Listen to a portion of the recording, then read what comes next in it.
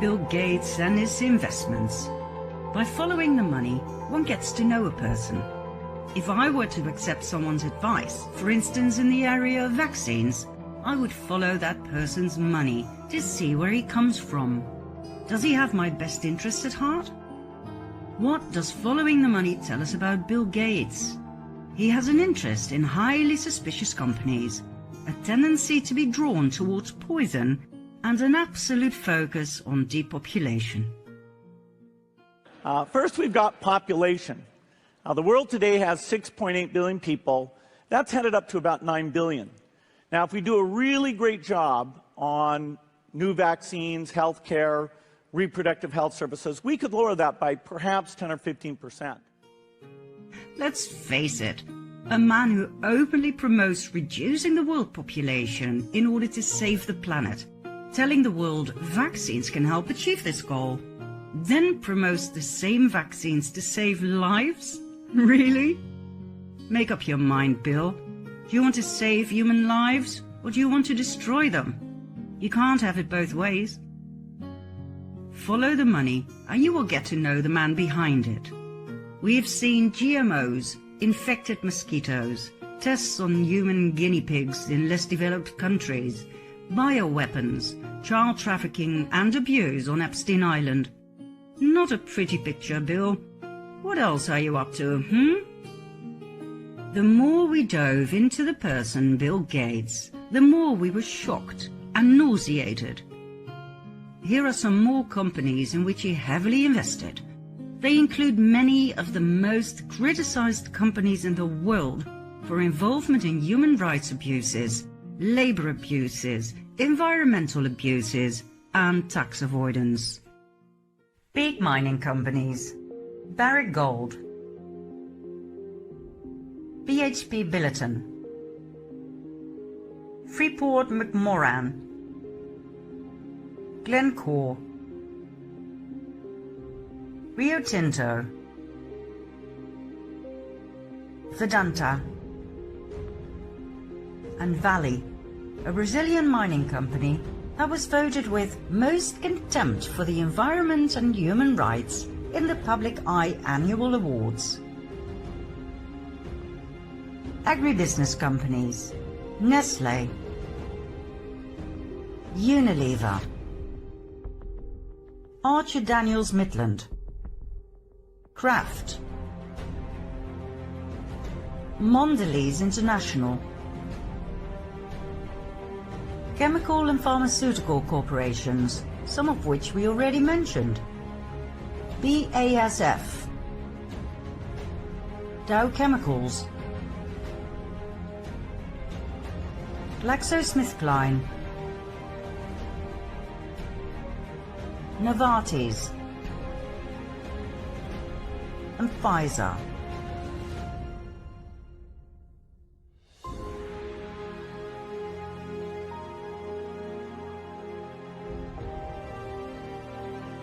Beverage corporations: Coca-Cola, Diageo, PepsiCo, and SAB Miller. Construction companies: Caterpillar, which has long been accused of complicity in human rights abuses in the Palestinian-occupied territories. Defence contractors: BAE Systems, the UK's largest defence contractor and arms exporter. Excuse me? Arms? As in weapons? Bill? And we already briefly mentioned his oil-based fertilizers. Well, guess what? The Bill and Melinda Gates Foundation Trust has a financial stake of $1.4 billion in fossil fuel companies such as BP and Anadarko Petroleum that was recently forced to pay a $5 billion environmental cleanup charge.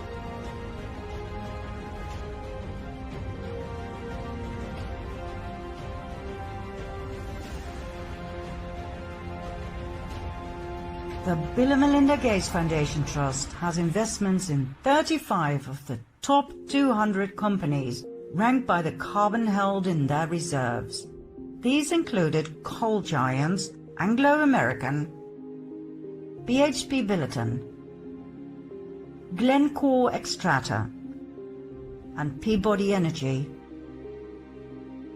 and the oil majors Shell, ConocoPhillips, Chevron, Total, and Petrobras. What about the human carbon footprint, Bill? Which part of sustainability don't you understand? Or does it only concern others, like the people, who subsequently have to pay new taxes, more taxes, anything to squeeze the life force out of them just a little bit more, while you enjoy your jet-set lifestyle on your yacht and your private plane? You know, Bill, you can try to fool us with your posture and your terrible choice of clothes and hair, but we see straight through you. Some people may still believe that you're a kind nerd, giving money away to charity, but more and more people see through you. Once you burst that nerdy bubble of yours, all that is left is a Rockefeller descendant who plays his puppet role in the depopulation agenda 21 and 2030. No body language with excessive hand gestures and nerdy glasses sticks. No fake smiles can ever fool those who are awake. And the number of awake people grows by the minute.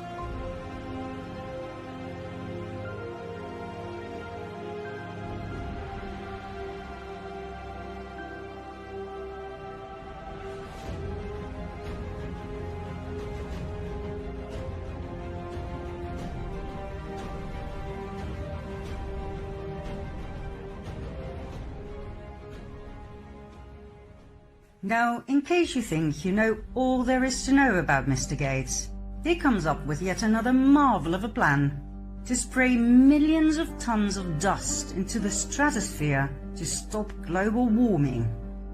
I mean, seriously? Millions of tons of chalk are to be sprinkled up there to create a world-enveloping cloud that reflects sunlight away from us. A cloud to basically cause a worldwide solar eclipse for indefinite time.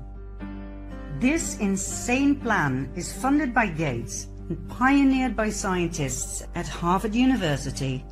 Even they admit, I hope we don't need it. It's a very scary technology. It's quite terrifying. But the world with severe climate change impacts can also be very scary. My, that's one hell of a slogan. The initial test that was supposed to take place over New Mexico is currently on hold, amid fears that it could trigger a disastrous series of chain reactions, creating climate havoc in the form of serious droughts and hurricanes, and bring death to millions of people around the world.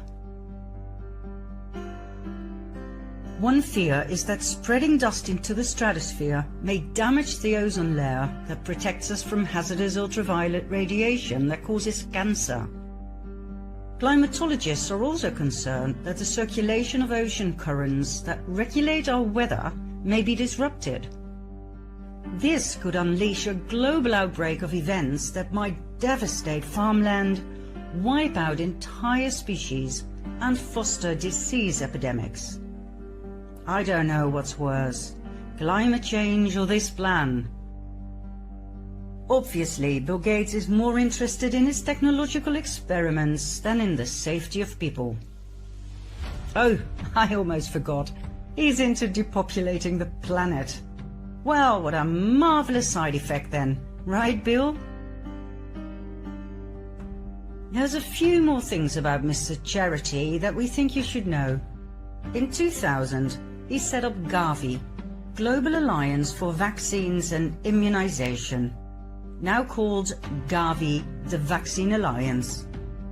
Not just that, he sponsored Gavi with no less than $4.44 billion. In addition, he pledged another $1.6 billion for 2021 to 25. Garvey has the power to decide the price for vaccines, which is always way too high according to critics, such as Doctors Without Borders. Like we heard Gates say in the previous episode, he has a 20-to-1 return on investment when it comes to vaccines. He makes astronomical profits in times of need. What a guy. On the board of Garvey are 4 permanent positions filled with representatives from the WHO, the Bill and Melinda Gates Foundation, UNICEF, and the World Bank. In 2018, Garvey donated $388 million to the WHO. Gates owns the Vaccine Alliance just like he owns the WHO. He is everywhere. He decides what happens within Garvey and which decisions are made. When Gates wants a global lockdown, there will be a global lockdown. If he wants a digital certificate to prove immunity, there will be a digital certificate to prove immunity. Mandatory. If he wants the entire world to be vaccinated, the entire world will be vaccinated. Mandatory. He is way more powerful than our presidents. Make no mistake. Is it Gates himself who is so powerful? Simply because he's a Rockefeller descendant? Or is he just a puppet on one of Warren Buffett's strings? Who knows? And does it really matter? What matters at this stage is that this evil empire is exposed to the world. Once the people know whom they're dealing with, do you think they'll still want their precious vaccine?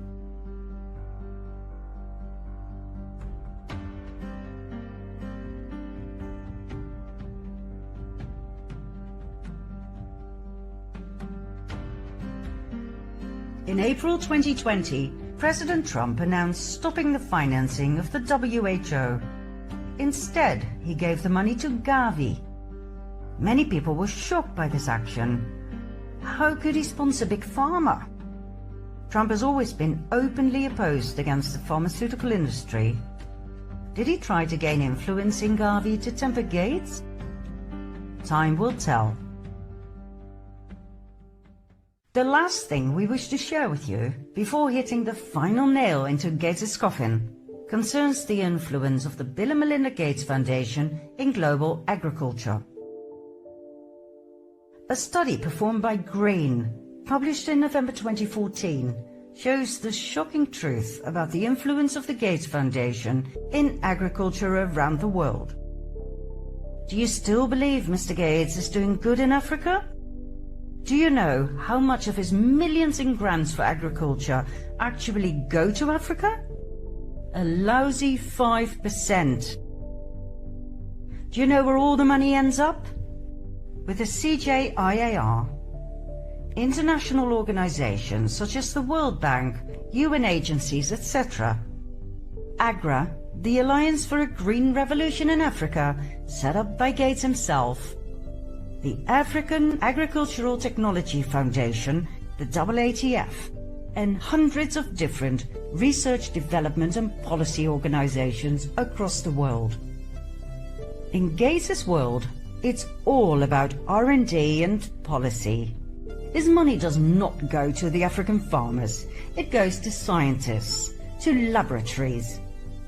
Gates' tools, AGRA and the AATF, make sure that the technologies that come rolling out of the labs get into the fields of the African farmers without them having a say in it. Not only that, as if it weren't bad enough, Gates' money for agriculture does not go to Africa, where it's badly needed. No, Gates wouldn't be Gates if he didn't favor the rich countries. By far the main recipient country is the US, followed by the UK, Germany, and the Netherlands.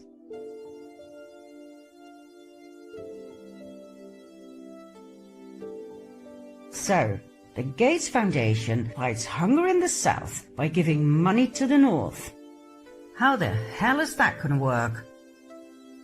AGRA. When we hear Alliance for a Green Revolution in Africa, we think irrigation projects, clean water, green fields. Forget it. Agra's and Gates' promise to double productivity and incomes by 2020 for 30 million small-scale farming households, while reducing food insecurity by half in 20 countries, has failed miserably. Why? Because that was never the aim. 15 years after Gates set up Agra, together with the Rockefeller Foundation, the only one who has been reaping the benefits is Gates himself. The number of Africans suffering extreme hunger has increased by 30% to 131 million people in the 13 countries Agra focuses on. The African biodiversity has been replaced by monoculture, mostly corn, and farmers who failed to switch to corn were fined by their governments. Crop diversity has been sacrificed in the name of technological advance. As a result, farmers have become more and more dependent on help from Agra and their government to survive. Monocropping and the disappearance of nutrient crops such as agave and sweet potatoes have made the farmers most vulnerable to climate change and droughts. It has ruined their diet diversity and it has exhausted their land. Agra's money went to African governments, which in turn gave subsidies to the farmers if they did exactly what Agra and thus Bill Gates told them to do. Buy high-tech seeds and chemicals sold by US corporations, in which Gates has shares. The seeds are expensive hybrid seeds that the farmers have to buy each and every year.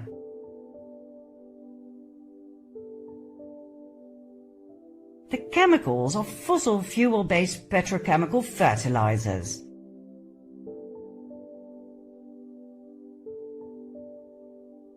What happened to Gates' big mouth about sustainability and saving the planet? The fertilizers are very expensive. Most farmers don't sell enough corn to earn those expenses back. One bad harvest and they are all left with debts and despair. Monsanto and the other multinational seed companies are all there, benefiting from sales they would never have had without subsidies. Seed and fertilizer companies are the clear winners from these policies. By pushing his beloved technology down the throats of African farmers, Gates didn't exactly help them. He abused them and drove many to suicide.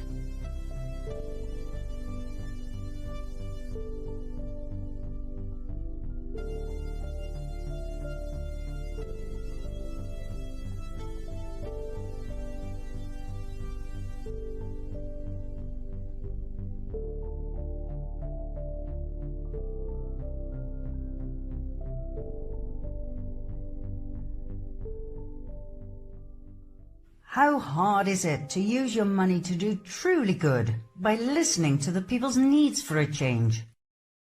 How hard is it to treat them as intelligent and experienced fellow men instead of a bunch of retards who don't know what's good for them?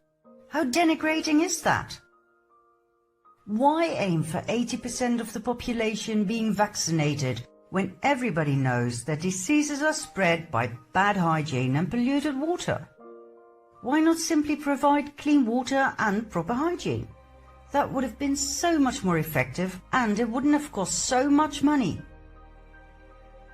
Before we move on, let's redefine philanthropy once and for all, shall we? Robert Newman said it so well in an article in 2012. Philanthropy is the enemy of justice.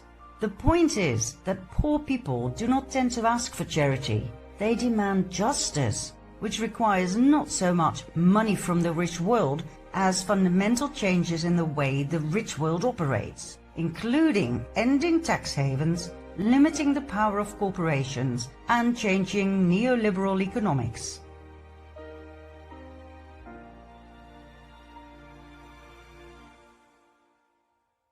Philanthropy is not pushing your agenda down other people's throats. It is not giving funds, means or material to people who didn't ask for it. It is not overruling other people's way of life simply because you believe that your way of life is superior. Philanthropy is not making investments in order to make more money for yourself.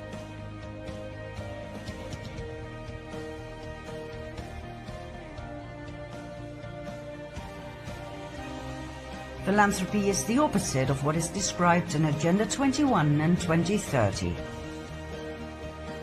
It is not helping dictators stay in command so they can continue to control and suppress their people, to wage war upon them, to have their precious minerals stolen, and to keep them hungry and terrified. Philanthropy is not stealing other people's children and selling them as sex slaves.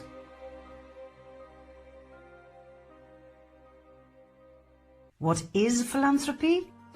It is helping your fellow man. It is sharing simply because you care. It is giving to the poor, but only if they ask for it, and only in a way that is truly helpful and respectful for them, not for you. Philanthropy is giving, sharing from an unconditional starting point, not because you want something in return. Philanthropy comes from the heart, not from reason nor technology. It is giving, sharing, because you truly want to make this world a better place.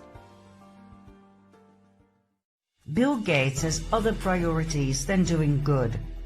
He has spread his tentacles of power into every corner of the world. Do you think you've seen it all? Well, let me be quiet for a while so you can fully grasp the extent to which Gates is indeed omnipresent.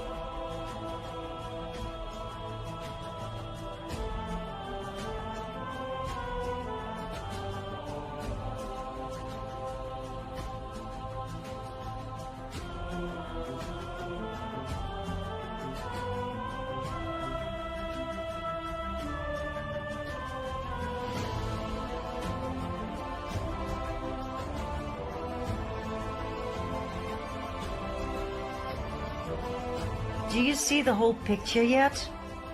Bill Gates controls the air you breathe, the food you eat, the water you drink, the healthcare you get.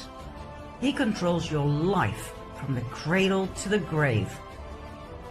Do you wish to see the final nail in his coffin? Then let's move along to part 12.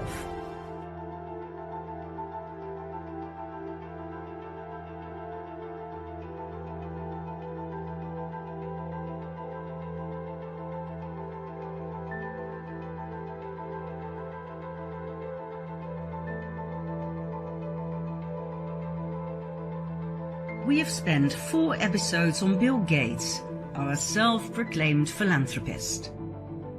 You might ask yourself, could there possibly be any more evil coming out of this man's mind? The answer is yes. We discovered even more darkness to share with you. And we promise, after this episode, we are done with him and we will never mention his name again.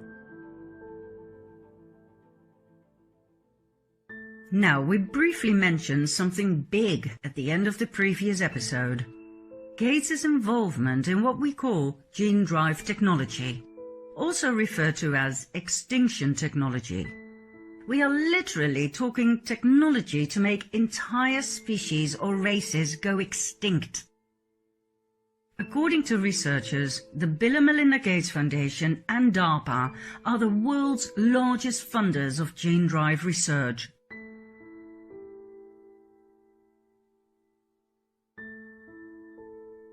In short, gene drive organisms are created by genetically engineering a living organism with a particular trait and then modifying the organism's reproductive system in order to always force the modified gene onto future generations, spreading the trait throughout the entire population. In order to be able to do that, one has to cut DNA and enable genes to be inserted, replaced or deleted from DNA sequences. The research of this amazing technology started off in 2003, massively funded by the Bill and Melinda Gates Foundation. It wasn't until 2015 and many millions of dollars later when a breakthrough was reached and Bill Gates had his ticket to his mosquito ball, remember, from part 9? Now, we have already shown the dangers of gene drive technology. Think of the disruption of entire ecosystems. But it goes further than that. Gene drives are classified as synthetic biology, an extreme form of genetic engineering. Synthetic biology has been a field of interest of both Bill Gates and the US military and many other militaries around the world.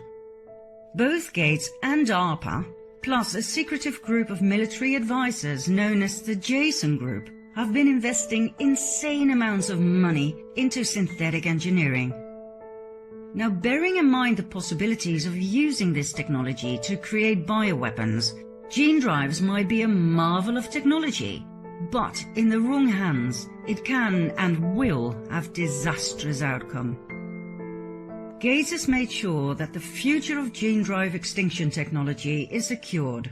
He bankrolled the technology development, he shaped the narrative, he picked the policy negotiators, and even paid the lobbyists. Just to give you an idea of how powerful this man is, in early 2015, the National Academies of Sciences, Engineering and Medicine announced that they would have a major inquiry into gene drives. The study did not explore just the science of gene drives, but also aimed to frame issues around policy, ethics, risk assessment, governance, and public engagement around gene drives. It was sponsored by DARPA and the Bill and Melinda Gates Foundation through the National Institutes of Health and the Foundation for the National Institutes of Health. Several panel members were recipients of Gates funds. The Bill and Melinda Gates Foundation also channeled money into the MIT Media Lab to promote gene drive technology. This Media Lab, by the way, came into the news when it was revealed it had received donations from none other than convicted child rapist Jeffrey Epstein. In 2019, the Media Lab got $2 million from Gates through Epstein.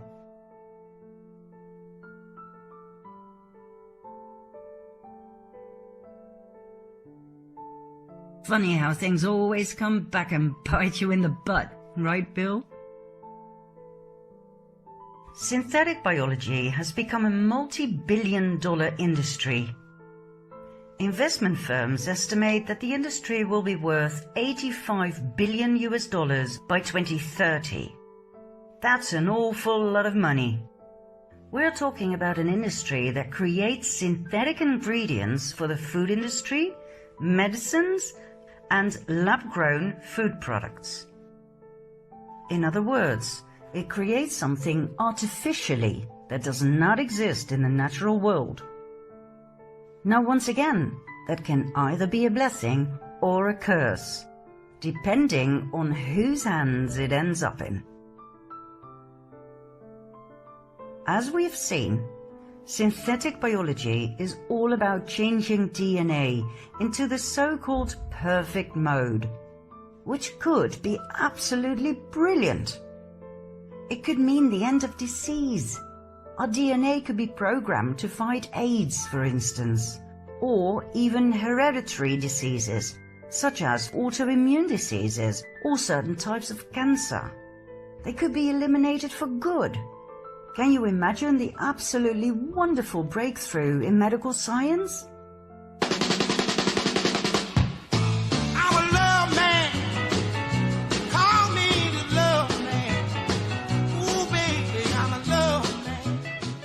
However, in the wrong hands, it could be disastrous.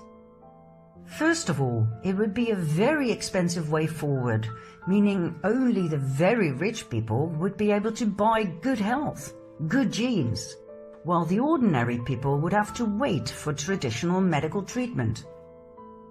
Now, don't get me wrong, we are pro-advance, but when Bill Gates comes into the equation, we are highly alerted. As we have seen in previous episodes, Gates is a eugenics fanatic. The step from eugenics to synthetic biology is only a small one. Remember the Nazis and their efforts to create a pure race? Tall, athletic people with white skin, blonde hair and blue eyes? The Aryan race? Well, guess what? A new term has been coined for eugenics. Designer babies. We are not kidding you. When you have enough money, you can actually tell your synbio doctors what kind of baby you want to give birth to. Green eyes? Dark skin? A boy or a girl? Highly intelligent? A natural born leader? You name it, they will program it.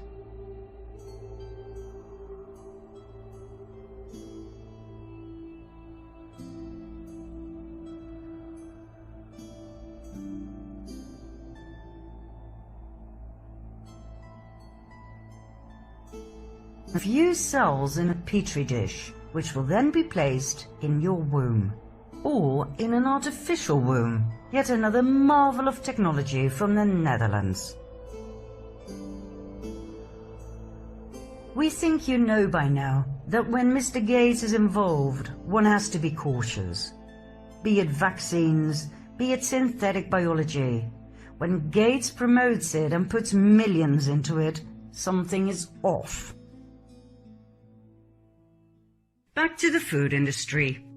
Gates' latest investments include Impossible Foods and Beyond Meat, that make processed meat-like burgers from a synthetic biology-derived blood substitute. Sounds marvelous, doesn't it? I mean, we have been vegetarians for decades out of sheer love for animals, and we would welcome any new and tasty veggie burger. But from the hands of Bill Gates? Seriously? When a man who is an enthused depopulation advocate starts producing our food? Not a good thing. Let's have a closer look, shall we? After all, more and more viewers are concerned about the welfare of the planet and the animals that live on it. Beyond Meat was founded in 2009 in California, but the first burgers didn't hit the market until 2012. In less than 3 years, the company went straight to the stock market, where its shares exploded 840% during its first 3 months being listed. Investment firms said they had never seen anything like it. As of March 2021, Beyond Meat has a market value of $8.16 billion. For a bunch of veggie burgers? Really? Impossible Foods was founded in 2011, also in California. Its first burgers hit the market in 2016. Contrary to Beyond Meat, Impossible Foods is not on the stock market. It earns its fundings from venture capital funds and celebrity investors like Bill Gates. The company has brought in $1.4 billion. Its current value is estimated at $4 billion. As we were editing this episode, news arrived that Impossible Foods is ready to move forward to the stock market with an estimated value of $10 billion. Once again, for a bunch of veggie burgers? Well, it's not just veggie burgers. It's synthetic biology products. That's where the money is going. That's what a man like Bill Gates is so excited about. If he were truly thrilled about vegetarian food, he would have invested in companies like the Vegetarian Butcher or Corn, right? The truth is, Gates couldn't care less about the well-being of animals. He's into depopulation, eugenics, GMOs, and now synthetic biology. Why? So he can play God. Synthetic biology means redesigning life. New biological systems are created, systems that do not exist in nature. It is the extended version of genetic engineering. According to synthetic biologists, organisms created by means of synthetic biology would be considered new species, a complete biological system that could not have evolved from nature and would even have to be classified in a separate domain of life. Playing God. Like we said before, this can be a curse or a blessing, depending on who is the creator. A beautiful example of synbio is a bacterial system capable of avoiding the immune system, of sensing tumor cells, of invading and destroying them, and then self-destruct after a programmed time. Or how about this one? An alga that is capable of producing biofuels from carbon dioxide. Wonders of technological advance. But in the wrong hands? Take that same bacterial system we just mentioned. How about programming it to attack the immune system instead of cancer cells? Then let it self-destruct after a programmed time, and the cause of death will never be discovered through autopsy. For people like Bill Gates, synthetic biology is an absolute blessing. The term was well chosen. The word biology does wonders, like sustainability. It has a direct association with nature, green, eco, marvelous psychological effect. Whereas the word GMO is now connected to certain doubts concerning the health of people and planet. Furthermore, definitions of synthetic biology are still changing, and when it comes to, for instance, FDA approval, it's all about definitions. Right now, believe it or not, manufacturers of products that are based on synbio do not legally have to disclose this. They do not have to label their products GMO, as the definition of synbio is slightly different, even though it is much more extreme than GMO.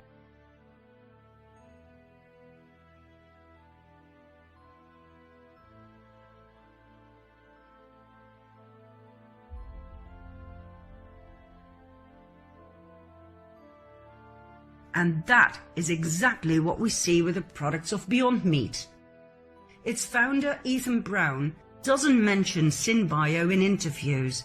It cannot be found on the company's website and/or its packaging. What's even worse, Beyond Meat states their products are GMO-free. SynBio'd, yes, but that does not have to be disclosed. How shall we call this? It's legal, all right, but only because of the flaws in the system. We would definitely call this consumer deceit. Now, the funny thing is, on its website, Beyond Meat doesn't even claim to be producing vegetarian or vegan products. They say their products are plant-based, but there's no mention of their products being suitable for vegetarians or vegans. At least not when we produce this episode. What about the products as they are sold in the shops? Beyond Meat put on some of its products the words vegan or vegetarian, but not on all. Far from it. From a marketing point of view, this strikes us as odd. It uses the icons for no GMOs, no soy or gluten, and kosher. The words plant-based sausage mean nothing. It can be based on plants, but still contain meat. So don't be fooled by the words plant-based. So, what is the main secret of Beyond Meat's bleeding burgers that they are so proud of? Red beet juice. Believe it or not, after years of developing vegetarian burgers by many other companies, nobody came up with the idea to use red beet juice to mimic the bleeding of meat? Are you kidding me? That's not exactly rocket science, is it? You want to know why it was never discovered before? Because it doesn't work. Try it. Red beet juice does not turn into a juicy burger taste when fried. It just doesn't have that bloody iron taste to it. Beyond Meat's secret is synthetic biology. And that has nothing to do with healthy veggie burgers. How about Impossible Foods? Their main secret is heme, genetically engineered soy leg hemoglobin. According to scientific advisor to Impossible Foods, Dr. Michael Eisen, in order to provide tasty alternatives to animal meat made from plants, you need lots of heme. And to get heme, you need genetic engineering. Impossible Foods makes this GMO heme by taking DNA from the root of soy plants, where a small amount of heme is produced, and inserted into genetically engineered yeast that is then fermented to mass-produce GMO heme. Well, at least they are honest about the GMOs, but mind you, this SynBio substance has never been consumed before. Nobody knows what the effects will be on body and mind after consuming certain quantities for a certain amount of time. On its website, Impossible Food doesn't claim to be producing vegetarian or vegan products either, just like Beyond Meat. They too only state that products are plant-based. The packaging of their products tell us they do not contain animal hormones or antibiotics. Excuse me? That is not quite the same as vegetarian or vegan, now is it? From a marketing point of view, the packaging seems cheap and not appealing at all. Not quite what one would expect from a multi-billion enterprise, right? Impossible Foods does show us the icon of bioengineered, which looks tempting as in eco and green. But don't be fooled. Remember this icon. No matter how good it looks, it means trouble. We advise you to stay away from it. We mean it when we say that we truly wanted these miracle burgers to be the real thing. But after careful consideration, we turned them down. They are not the vegetarian product people are looking for. They are GMO'd and SynBio'd. And we tasted them. They taste like meat. Full-on, juicy meat. Now, we don't know what's causing that, but we do not believe it's because of red beet juice or heme. Could it be the result of certain flavor enhancers? Did you know that some of the most powerful flavor enhancers are based on human embryonic kidney cells, the HEK293 cells? In other words, kidney cells taken from a human aborted baby? Ever heard of Cenomix? A biotech company from California, bought by Firmenich from Switzerland in 2018? The business that received $7.5 million from the Bill and Melinda Gates Foundation? We know, too far-fetched, right? I mean, can you imagine? Beyond Meat and Impossible Foods containing fetus kidney cells to add the meat flavor? Without telling us?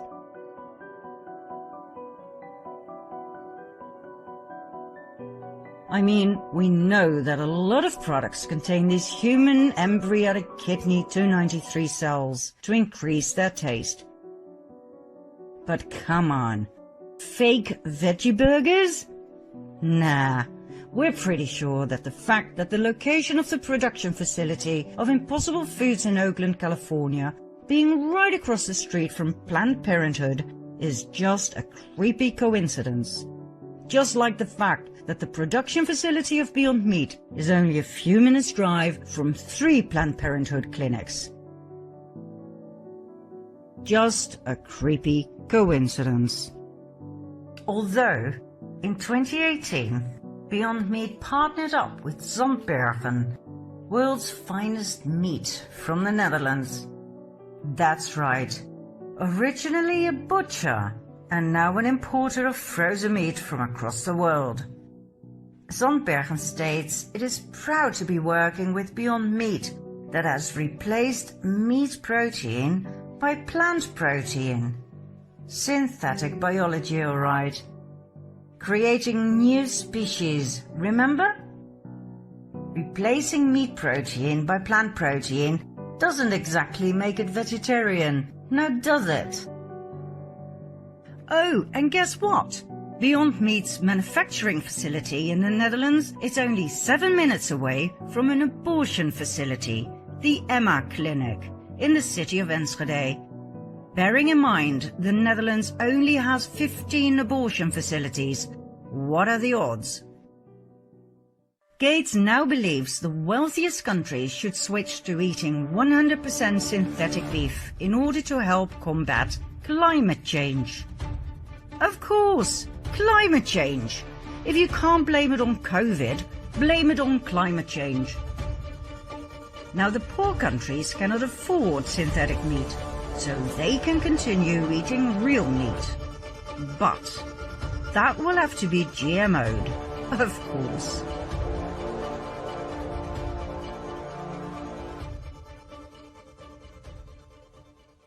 Bill Gates has taken over our food supply. He GMO'd our seeds, and now he is getting rid of the American beef industry. He is destroying farming and he's buying up farmland. This way, he will soon control every aspect of our food, how it is produced, what is put into it. Gates will do in the US and Europe what he has already done in Africa and India. He will force you to obey his rules and regulations. If you disobey, you will be fined, thrown in jail, and you will be refrained from food, the #1 necessity in life.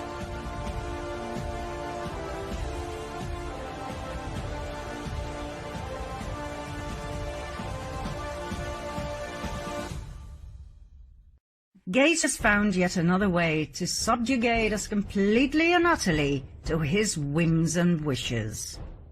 Now, if that doesn't worry you, we don't know what will.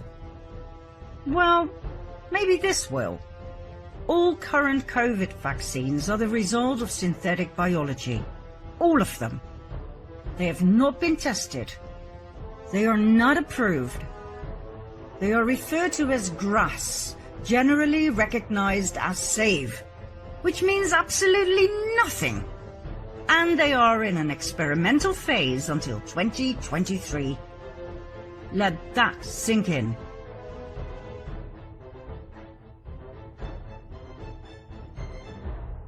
You are part of a massive medical experiment.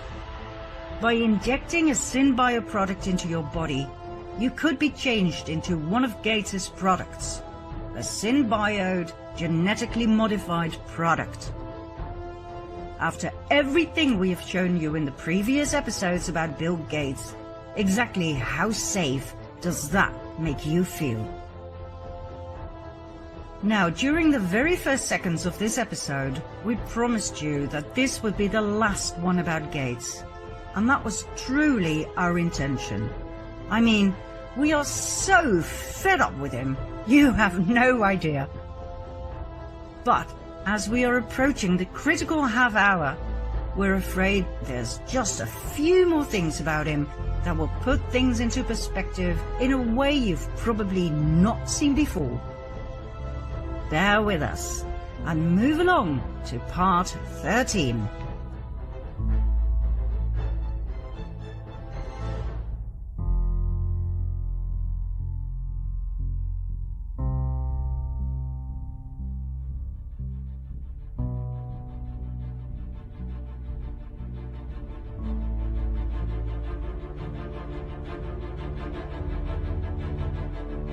Depopulation, Agenda 21 and 2030, Georgia Guidestones, a new world order.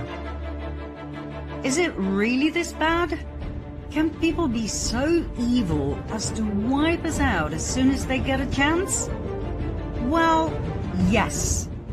We've already seen the position of the UN towards a new world order.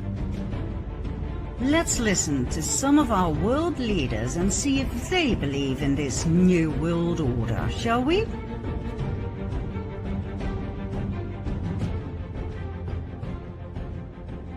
Nothing less than a new world order. This is the pledge of the world's most powerful leaders, representing 90% of the global economy. What is at stake is more than one small country. It is a big idea. A new world order. We have before us the opportunity to forge for ourselves and for future generations a new world order. A world where the rule of law, not the law of the jungle, governs the conduct of nations. The affirmative task we have now is to actually create a new world order. We're seeing a new world order now being built. And I don't think America can retreat from that. The integration of national economies into a global economy, So we're going to keep on pushing hard to shape an international order. Sometimes I'm criticized in my own country for professing a belief in international norms and multilateral institutions, but I am convinced that in the long run, giving up some freedom of action, binding ourselves to international rules, over the long term enhances our security. Dat we ons samen sterk maken voor een wereldorde die weer een tijd mee kan. Voor onszelf en voor het collectief. Today is the beginning of a global mobilization effort to rally our forces behind this Great Reset initiative. We need a Great Reset. We can actively contribute together to building the 21st century world order.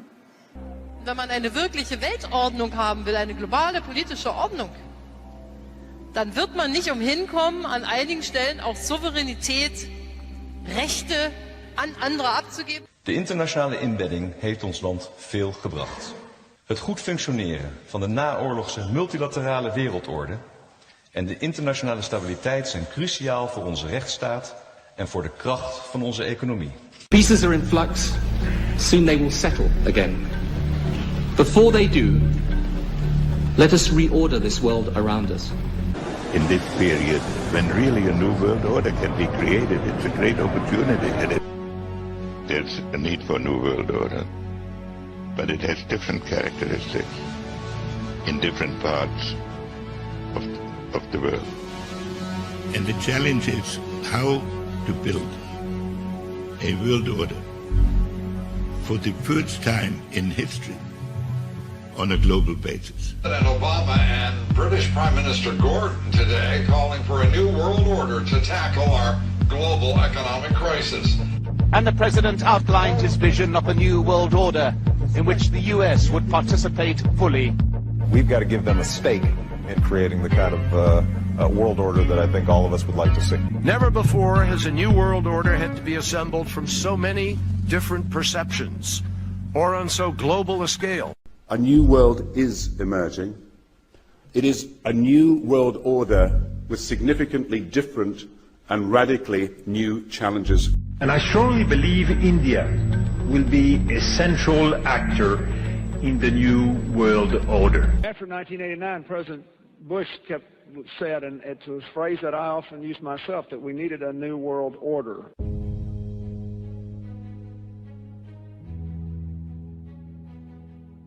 Some even believe we are part of a secret cabal working against the best interest of the United States, characterizing my family and me as internationalists, and of conspiring with others around the world to build a more integrated global political and economic structure.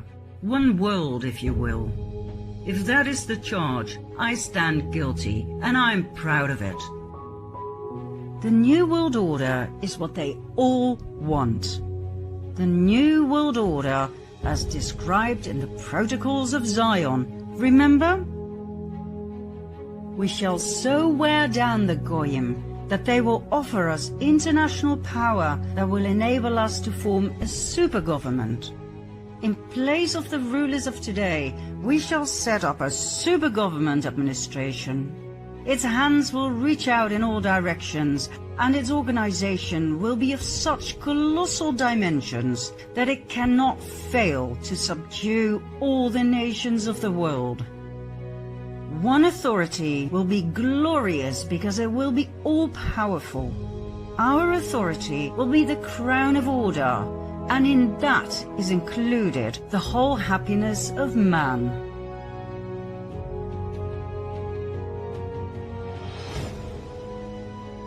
We have seen in Part 4 that the New World Order's main focus is complete world dominance. Population control, better known as depopulation, is the UN's tool to annihilate the majority of the masses so that no more than 500 million people are left on the face of the earth. A neat number, easy to control, dominate, and subjugate. What we have shown you so far when it comes to depopulation is not all. Believe it or not, there are more ways to depopulate the planet. The Cabal has given this topic a lot of careful consideration and planning. Now, before we talk you into a depression, please do realize the following. First of all, this evil is nothing new. It has been here for many, many centuries. All we do is expose it, so we can deal with it and get rid of it, okay?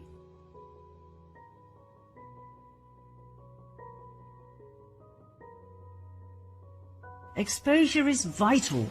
It is their worst nightmare. Once you know what you're dealing with, you can act and take back your own sovereignty.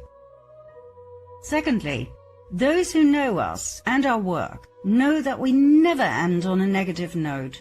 The scripts we write, the presentations we give, always end on a positive note. There is always an unexpected twist at the end. So please bear with us. We promise you, you will love what's coming. So, let's expose the maggots once and for all, shall we? How are we, the people, being attacked in the name of population control?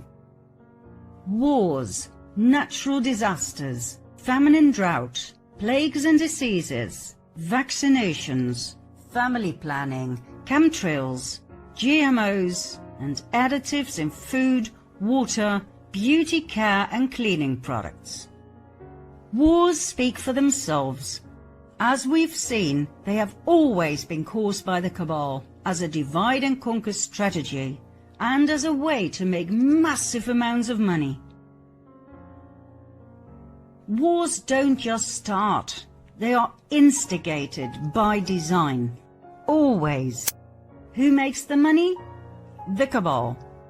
Who does the suffering? We, the people.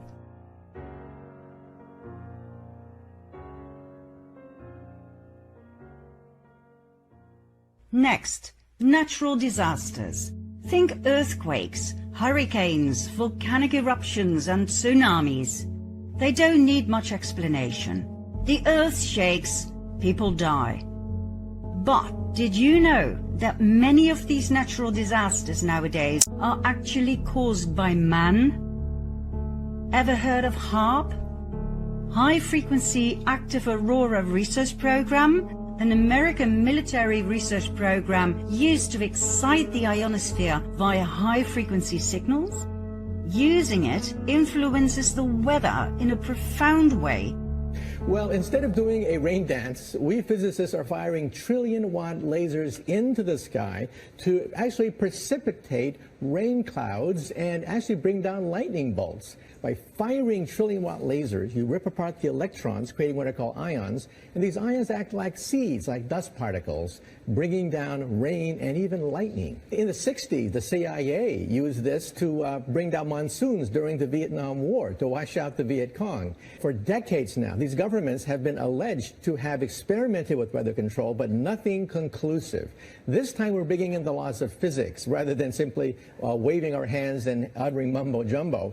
We're actually using trillion-watt lasers now for floods, for agriculture, farmers, for people planning wedding parties, football games, you name it, outdoor events and agriculture and flooding and even hurricanes.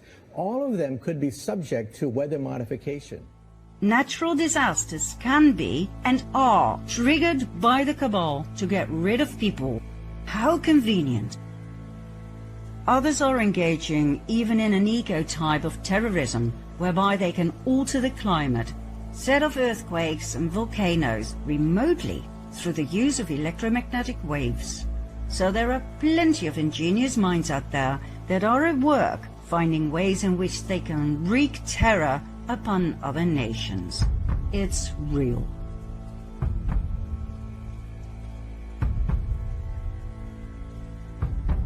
Next, depopulation through famine and drought. This too can be triggered by HAARP. Control the weather and you control the yield of crop and the water supply. Create hunger and thirst and you have the people right where you want them. Needy, vulnerable and scared. Then, fast depopulation through plagues and diseases.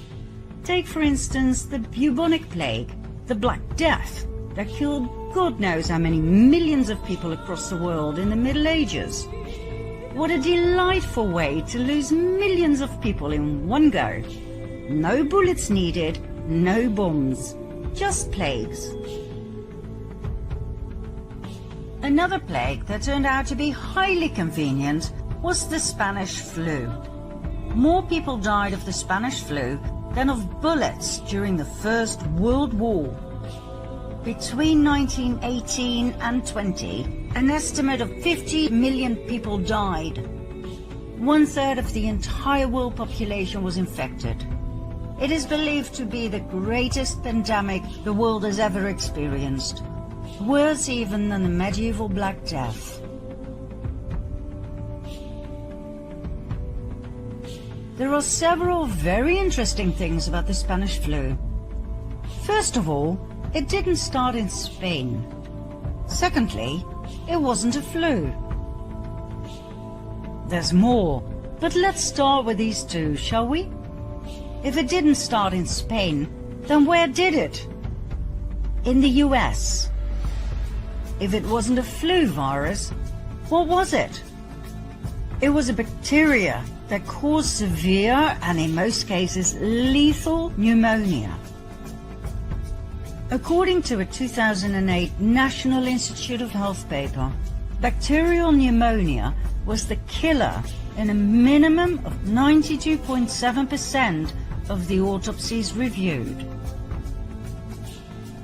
So why do we call it the Spanish flu? As a decoy, a smokescreen to hide the truth. Why? Because the truth is so hideous. Most people prefer to hear a convenient lie. The first cases of bacterial pneumonia in 1918 trace back to a military base in Fort Riley, Kansas. Long story short, during the first half of 1918, an experimental bacterial meningitis vaccine cultured in horses by the Rockefeller Institute for Medical Research in New York, now the Rockefeller University, was injected into soldiers at Fort Riley. The so-called Spanish flu was a vaccine experiment gone horribly wrong. Well, that's what we, the people, would say. The cabal would refer to it differently. They would call it an experiment with the best outcome ever. Millions of American soldiers were vaccinated with this experimental serum. 2 million of them went overseas.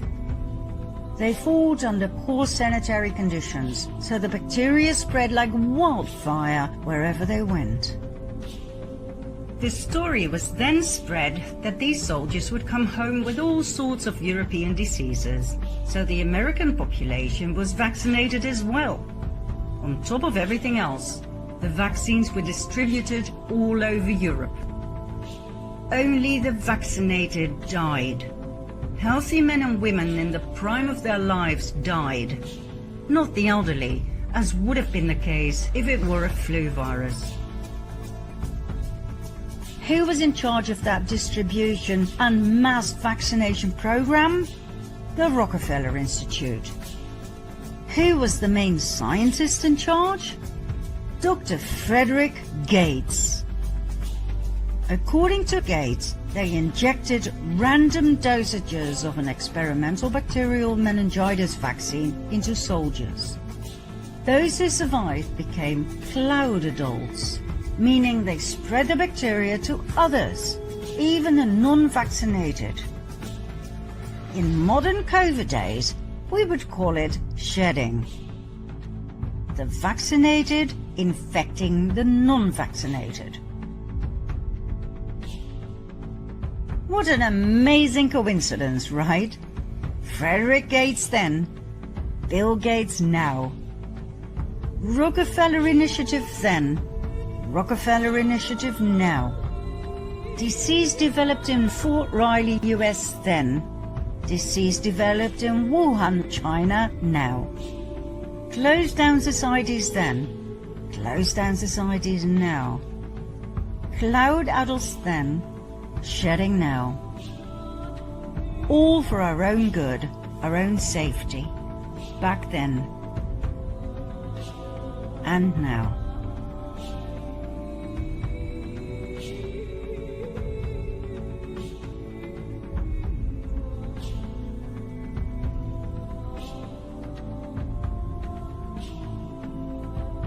And just about a century in between.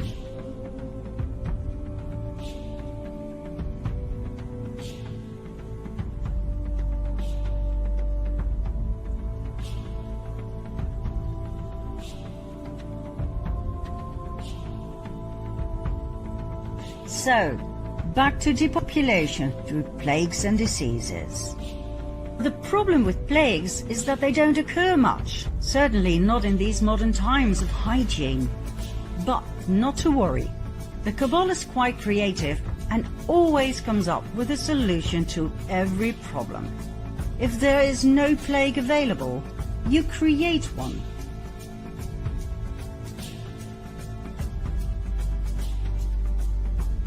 An epidemic, either naturally caused or intentionally caused, is the most likely thing to cause, say, 10 million excess deaths, either naturally caused or intentionally caused. Back in 1943, Fort Detrick in Maryland, US, was set up as a center of the US biological weapons program. Everything that happened there was top secret. Fort Detrick was a tool of the CIA.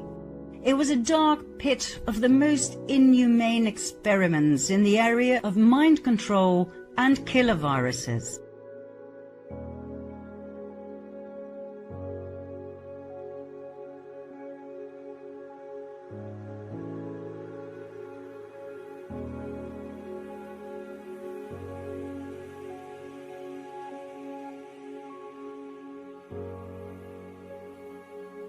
If you truly want to know how evil it really was, we urge you to look into Michael Aquino, the head of MKUltra at Fort Detrick, who later founded the satanic cult of the Temple of Set.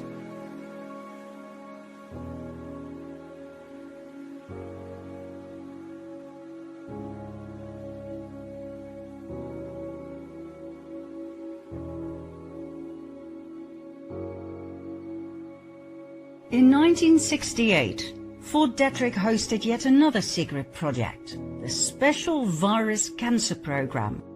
It was part of the National Cancer Institute. The scientists wanted to learn how to use viruses to make cancer and to force normal cells to become cancerous by subjecting them to viruses.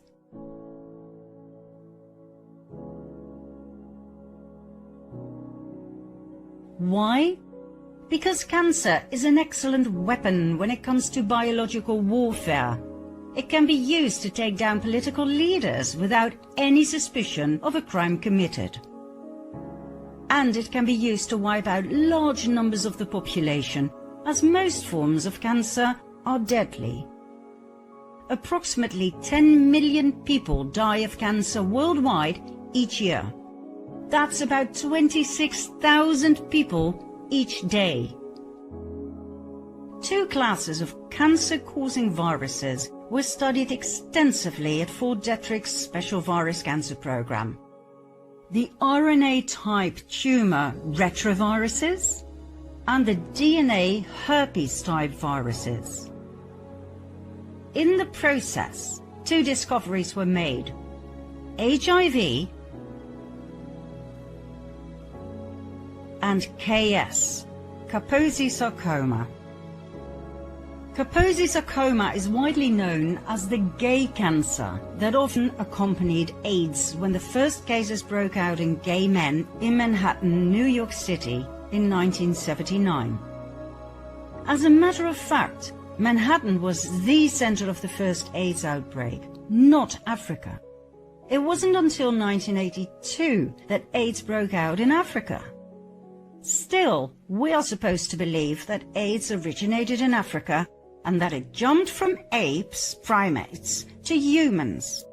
Not only that, we are supposed to believe that back in 1979, it jumped from African apes to only white gay men in Manhattan, as did the human herpes 8 virus that causes all forms of Kaposi sarcoma, the gay cancer. We are expected to believe that two primate viruses, a retrovirus and a herpes virus, jumped species in Africa at the same time and ended up exclusively in the blood of white gay American men to produce a new immunodeficiency disease in 1979, now called AIDS. This proposed scenario suggests to me that such an unlikely African event has the markings of a scientific fairy tale, and I remain stupefied that such nonsense can pass for science in the 21st century.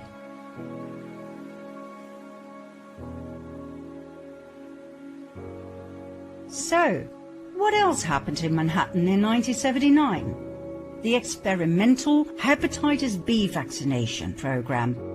For 2 years until 1981, the year the AIDS epidemic became official, gay men were vaccinated with this experimental vaccine, not only in Manhattan, but also in cities like Los Angeles and San Francisco.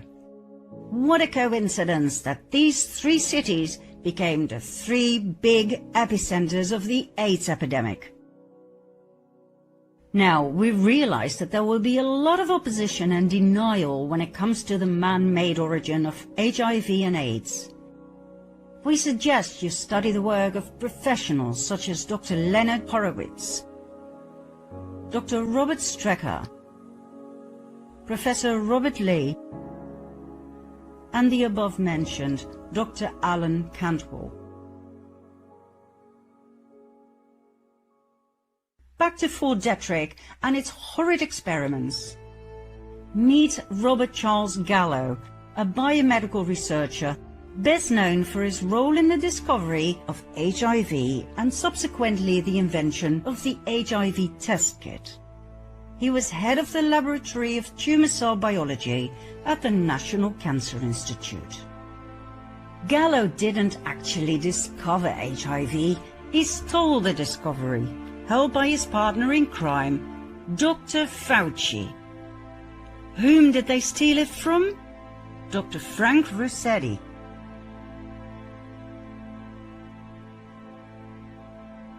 And Dr. Judy Mikovits.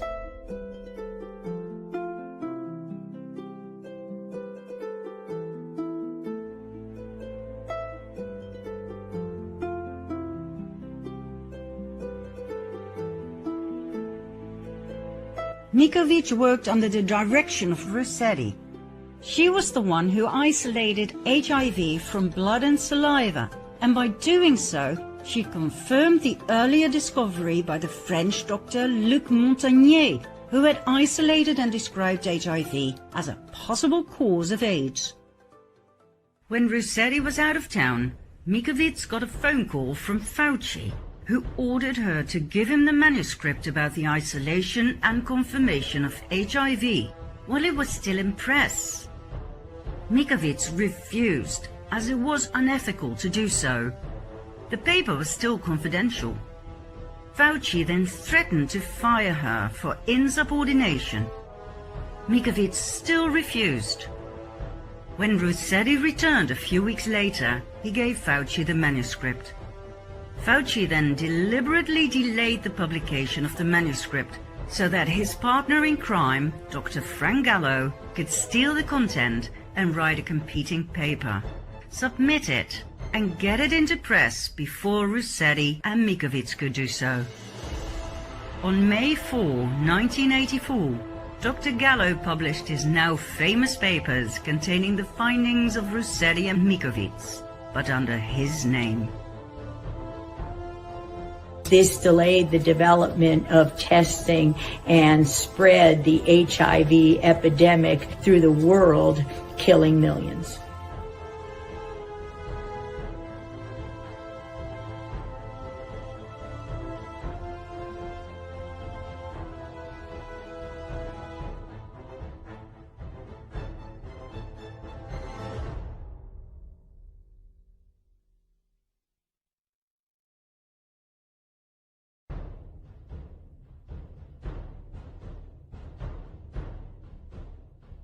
Was Fauci held accountable for his responsibility for the millions of lives his greed had cost? On the contrary. 6 months later, he was appointed director of the National Institute of Allergy and Infectious Diseases, a position he still holds today. Well, not much longer, we suspect, as Dr. Fauci is now heavily under fire for his involvement in the Wuhan outbreak of the COVID-19 virus.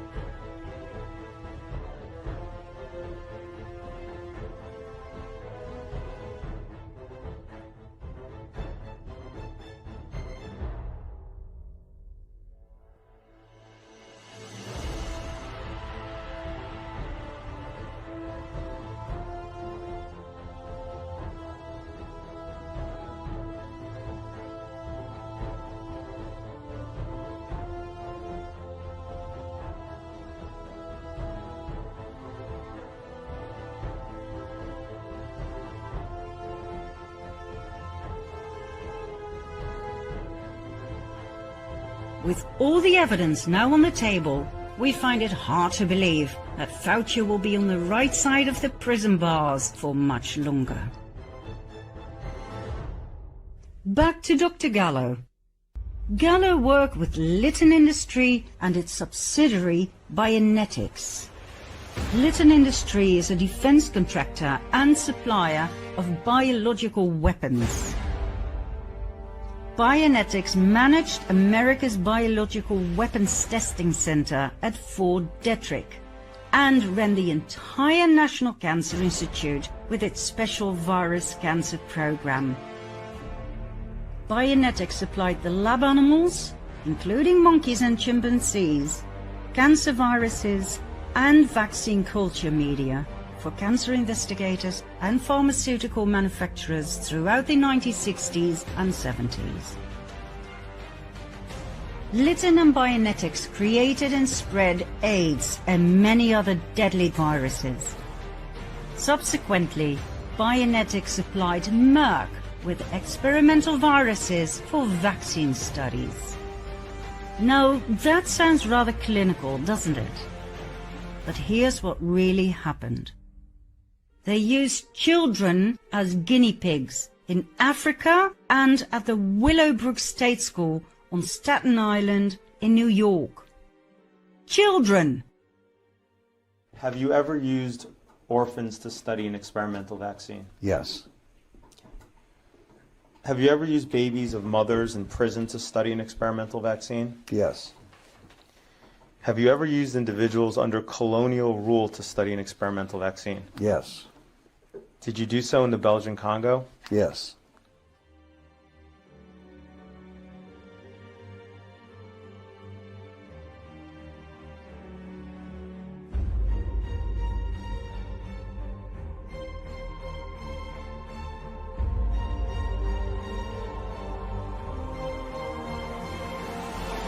These were experiments conducted by the evil trinity of Litton, Bionetics, and Merck, assigned by Kissinger and the CIA. Mind you, these experiments were in no way less evil than those of the Nazi doctors in the death camps of World War II.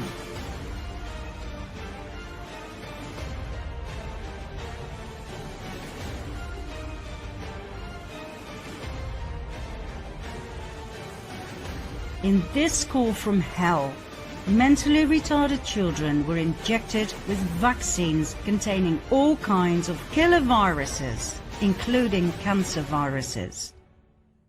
Virus research experiments at Bionetics caused new types of cancer, such as leukemia, lymphoma, and sarcoma, diseases they had never seen before. In 1970, the Defense Department ordered these viruses, including other immune-suppressing viruses.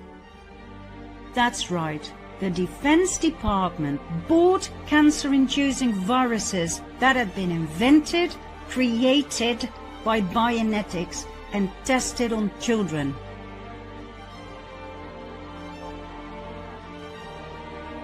So, in case you ever wondered why we never heard about people dying from cancer in the old days, it's because all of these kinds of cancer had not been invented yet. Merck is one of the big pharma giants that Bill Gates is heavily involved in. According to researcher Dr. Leonard Horowitz, it was Kissinger who gave the order to fabricate the killer viruses. Merck's vaccines triggered AIDS. At the same time, Kissinger prepared his infamous National Security Memorandum 200. That's right, the Kissinger Report, calling for a massive third world depopulation. Remember from part 6? The devastating side effects of the hepatitis B vaccine, like HIV, AIDS and cancer, must have been an absolute triumph in the eyes of the cabal, wanting to depopulate the planet. It didn't take long before the next target of their annihilation program was massively vaccinated: the black people of the African continent. We all know how that ended. over 32 million people died a slow and horrible death by this brand new disease called AIDS. We promised to tell you more about the other depopulation tools: vaccinations, family planning, chemtrails, GMOs and additives in food, water, beauty care and cleaning products. But as we've gone beyond the time limit of our episodes, we invite you to join us to Part 15.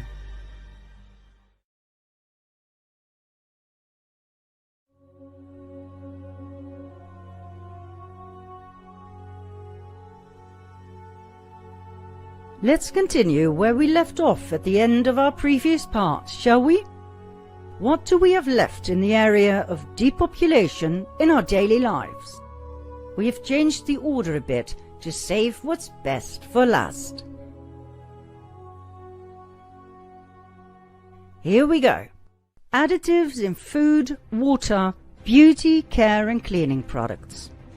It may be hard to fully grasp, but the cabal seriously thought of all possible strategies to bring the masses to their knees. By design, purposefully, our food and water have been poisoned with substances that cause cancer and destroy our nervous system.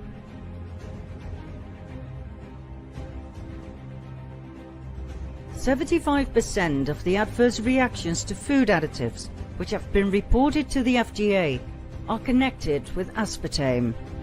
Those reactions include headaches, migraines, dizziness, convulsions, nausea, muscle spasms, weight gain, rashes, depression, fatigue, irritability, vision complications, panic attacks, memory loss, and joint pains. It is considered that some chronic diseases can be triggered or even aggravated when using aspartame. For instance, brain tumors, multiple sclerosis, epilepsy, Parkinson's disease, Alzheimer's disease, birth defects, diabetes, and many more. If you wish to know more about the unsuspected approval by the FDA, the role of Donald Rumsfeld, and the ownership by Monsanto, please do your own research. It's quite easy to uncover the truth, especially with these three leads. More and more products turn out to be magnetic. Why? Can that be healthy? What on earth happened to those products? I mean, we ingest that. Does anybody know what it does to our body and mind?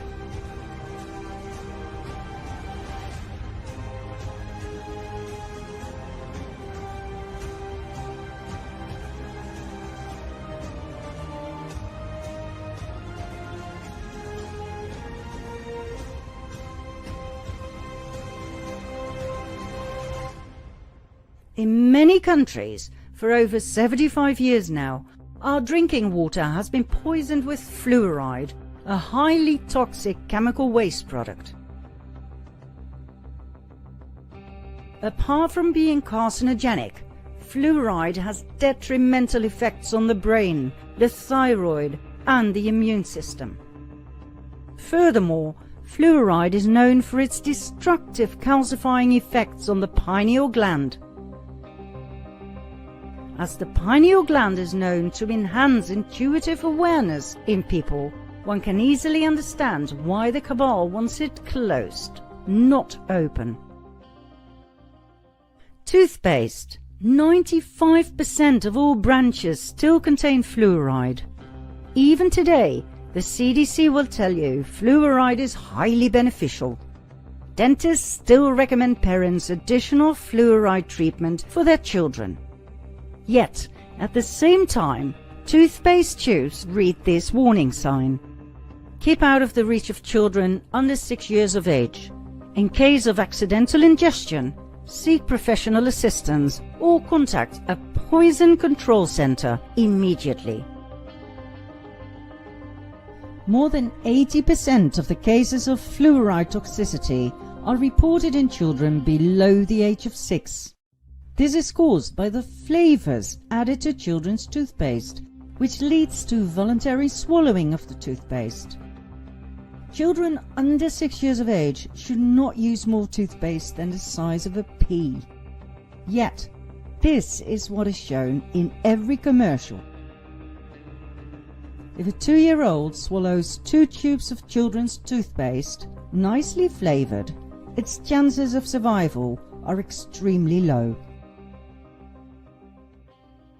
And just in case you thought that maybe the cabal forgot about your care products and cosmetics, I'm sorry to inform you that most products contain xenoestrogens, causing infertility and cancer, plus heavy metals like titanium, aluminum, lead, cadmium, mercury, nickel, and chromium in its carcinogenic state. And cleaning products? According to environmental experts, the average household contains approximately 62 toxic chemicals.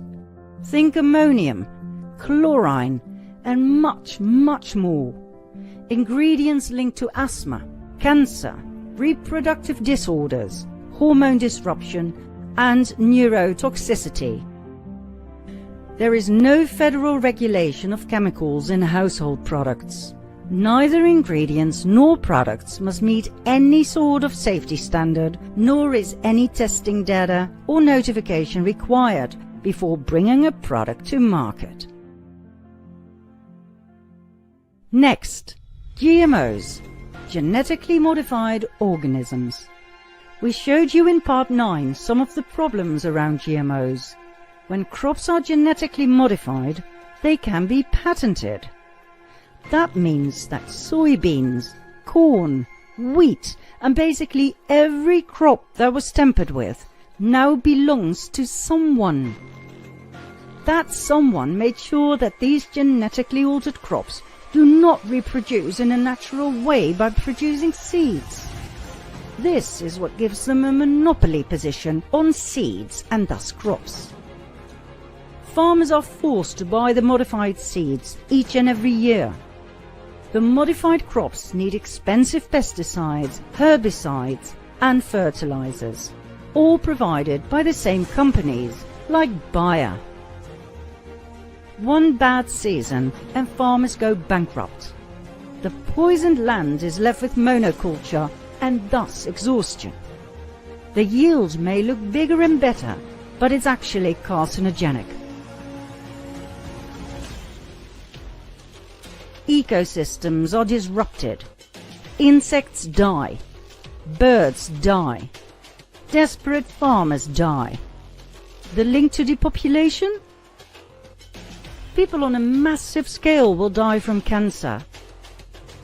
And what is the long-term effect of the consumption of plants that do not produce any seeds? Has there ever been any research into the question what that does to the human reproductive system? Furthermore, the owners of the patented seeds can create shortage whenever they want, for as long as they want. Think famine, people dying of hunger.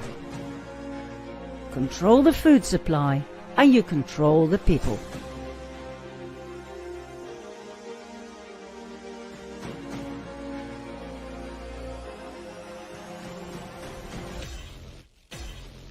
Next, family planning.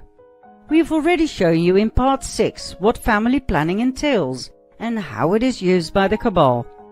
But our emphasis was on the less developed countries. How about the richer countries? How about you and me? We mentioned a new topic several times now, a topic that will shock you once we show you its statistics. I'm talking fertility, infertility, and our reproductive organs. We mentioned xenoestrogens and their effects on our reproductive organs. If you knew how many products that we use on a daily basis contain xenoestrogens, you'd be surprised that we can actually still procreate at all. Xenoestrogens are man-made chemicals. They can cause cancer. A and make you infertile. This is a well-known fact among chemists. Still, they are processed in a variety of products that we use on a daily basis, from care products to food and water. Why are those products still for sale? Why are we not protected by the FDA or our governments? You want to know why? Because they are part of the depopulation agenda. They are part of something so evil with such a sweet name: family planning. These chemical compounds can be found in commercial meat and dairy products, in anything that contains pesticides or insecticides residues, in artificial food additives, fast food packaging, tap water, processed foods, dryer sheets, plastic bottles, soft plastic used for baking, pacifiers, diapers, baby wipes, makeup, shampoos, conditioners, deodorants, mattresses and foam furniture, vinyl shower curtains, paper plates, plastic toys, air fresheners, scented candles, birth control pills, menstrual products, sunscreens, fleece clothing and blankets, even the ink on your receipts. They are everywhere. Xenoestrogens entering the skin, for instance by using care products, go directly to tissue without passing through the liver for detoxification. So they are 100% absorbed by the body and can be 10 times more potent than those consumed orally, for instance through meals. Still, plastic-wrapped foods heated in the microwave contain some of the highest xenoestrogen levels. Remember that next time you heat your baby food in the microwave. Okay, you want statistics on infertility? To give you a general idea, 1 in 6 British couples have problems conceiving. The latest scientific studies have shown that in most cases, problems around conceiving find their origin in men, not just women. Since the 1970s, the sperm count in Western countries has dropped by 59%. Furthermore, erectile dysfunction is increasing, and testosterone levels are declining by 1% each year. Those men who seek medical help to fight their low testosterone levels can have their sperm counts drop to 0 while they're on it. The current state of reproductive affairs cannot continue much longer without threatening human survival. It's a global existential crisis. Worldwide fertility has dropped by 50% between 1960 and 2015. The United States has a total birth rate that is 16% below what it needs to replace itself. Rates of miscarriages are on the rise, and girls are experiencing earlier and earlier puberties, in some cases before the age of 8. In some parts of the world, the average 20-something woman today is less fertile than her grandmother was at 35. Today, the average male is nearing 47.1 million sperm per milliliter. Compare him to his father, who had an average of 99 million sperm per milliliter, and it's clear that this is a deeply worrying trend.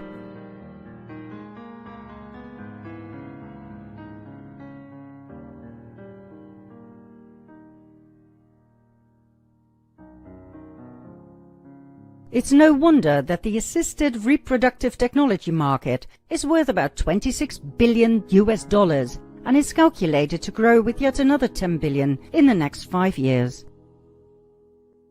Infertility doesn't just alter a man's ability to make children, it also increases his mortality risk. Infertile men die younger, according to a Stanford University study. Men with sperm concentration lower than 15 million per milliliter have a 50% greater chance of being hospitalized for any medical reason at all, and poor fertility has been linked with higher rates of heart disease and cancers. What a marvel of a chemical compound! You can put it in just about everything and it will slowly kill off the useless eaters. But on its own, it's not enough to depopulate the planet once and for all. Let's have a look at yet another element of family planning: abortion. We've already shed some light on Planned Parenthood and its illegal side activities such as selling baby body parts and organs. Remember the number of babies they abort each year? In 2019, it was almost 350,000. And that's just Planned Parenthood. Only 40% of US abortions are performed by Planned Parenthood. Do you know what else Planned Parenthood is good at? Sex education. Planned Parenthood is the single largest provider of sex education in the United States, pushed by UNICEF, UNESCO, the WHO, and thus the UN.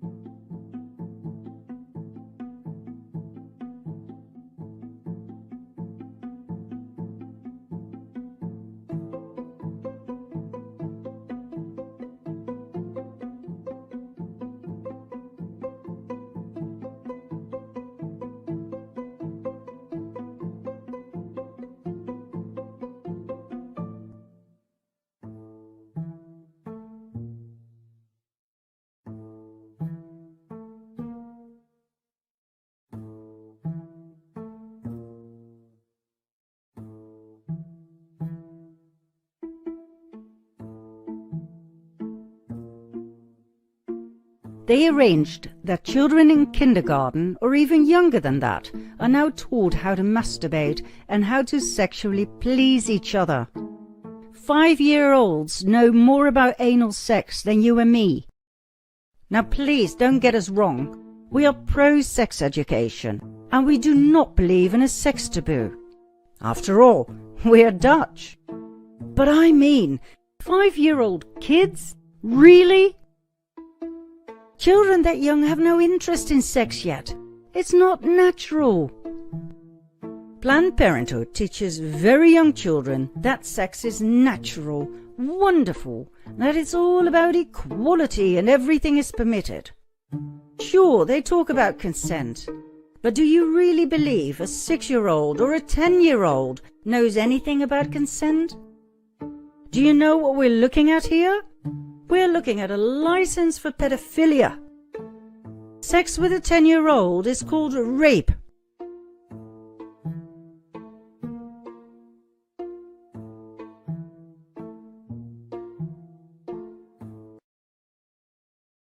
if you don't believe that this entire movement was set up to normalize the sexualization and exploitation of children, we must tell you something about the Netherlands.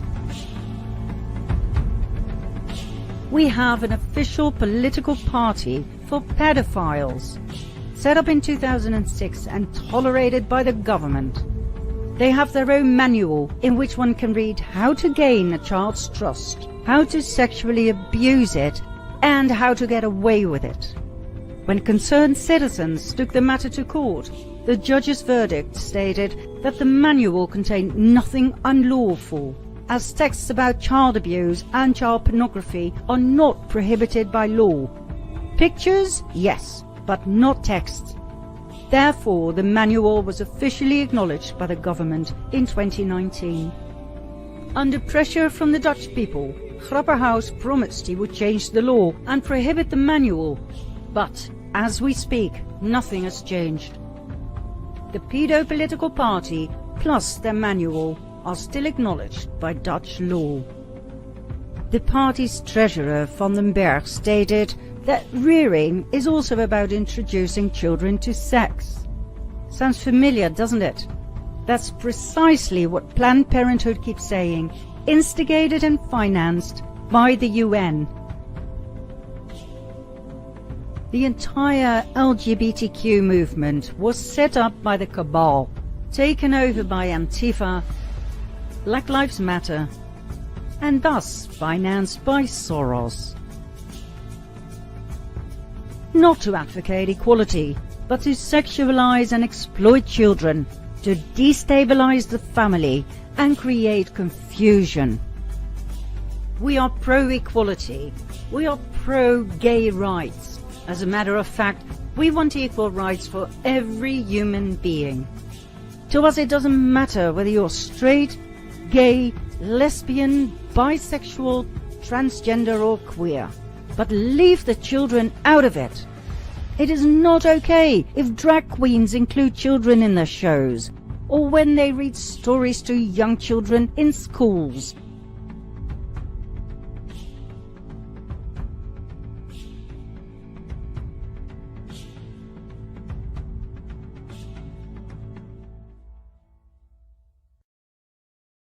Literacy program. The goal is to get kids excited about books, and particularly books like gender fluidity and or about gender fluidity, and giving kids queer role models. All right, so does anybody in this room know how to twerk? And then you just move your bum up and down like that, and that's twerking.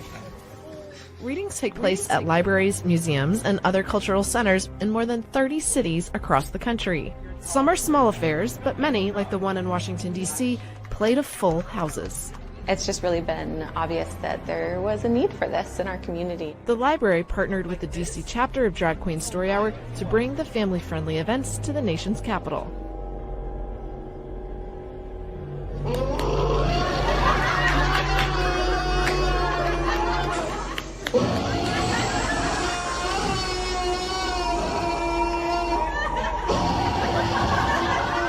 We are grooming the new generation of Americans.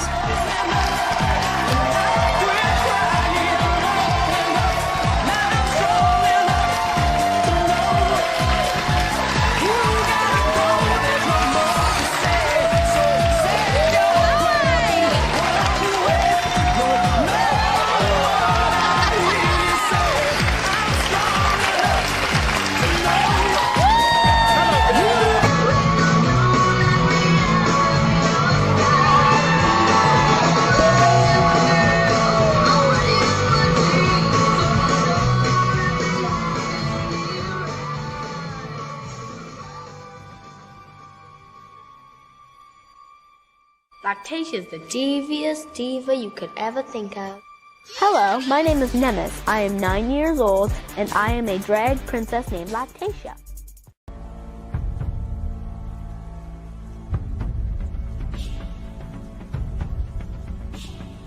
It is not okay when parents talk their children into wanting to have a sex change.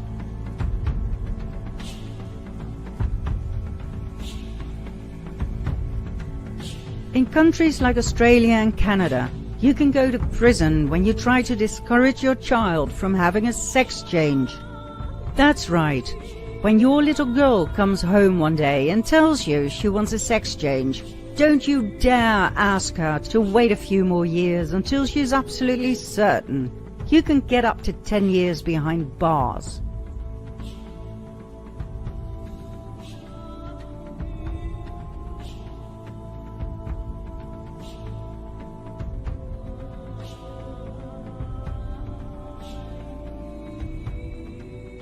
Children's Hospital, which opened the first clinic for transgender youth in the U.S. Since 2007, they've treated hundreds of children and teens. In the past couple of years, our volume has just about doubled.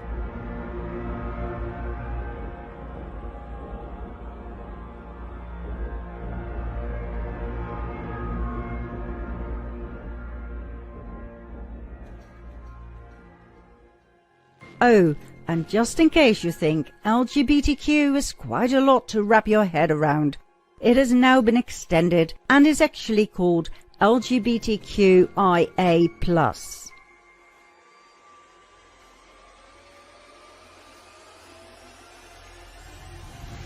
This is now taught in schools.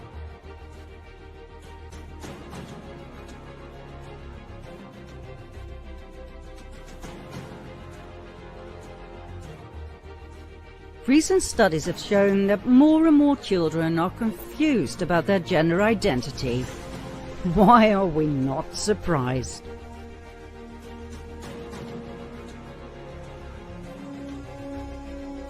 What we are looking at here has nothing to do with tolerance, acceptance, or equality. This is a political agenda.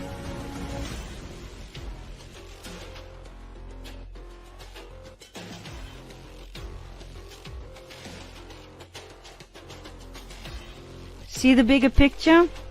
Family planning at its finest. Destroy the family and prevent procreation. Depopulation in yet another disguise. Remember how we started this episode? We really believed it would all fit in part 15. But the more we researched, the more we discovered. And to our own shock, now that we have reached our crucial half hour, there are still 3 topics left. Depopulation truly entailed much, much more than we believed upon starting our quest. And so, we invite you to join us for more madness in part 16.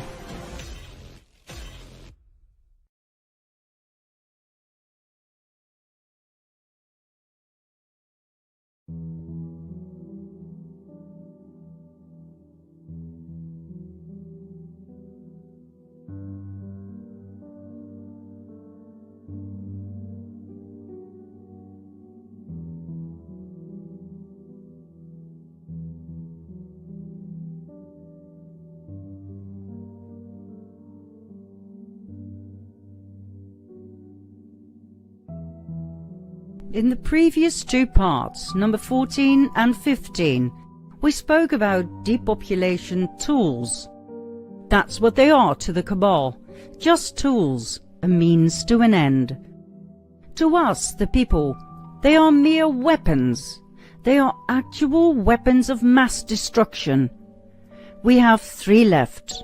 Here we go, as we have no time to waste.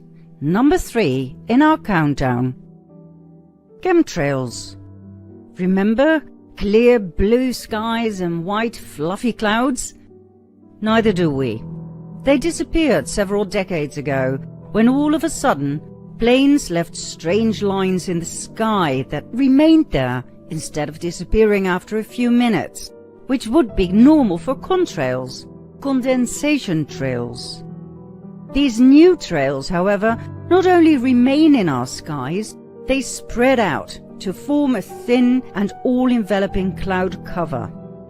This new type of trails, often raggedy on one side, were soon coined chemtrails, chemical trails instead of condensation trails. Years of testing went by. Chemicals were found all right, and to an alarming extent. Barium, cadmium, aluminum, titanium, strontium, lithium, heavy metals that are stored in our brains where they have proven to cause Alzheimer and Parkinson's disease. What on earth are they doing up there?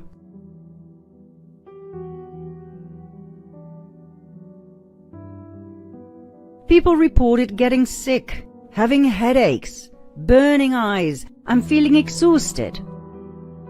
After years of denial and ridicule by the authorities, chemtrails were finally admitted to exist.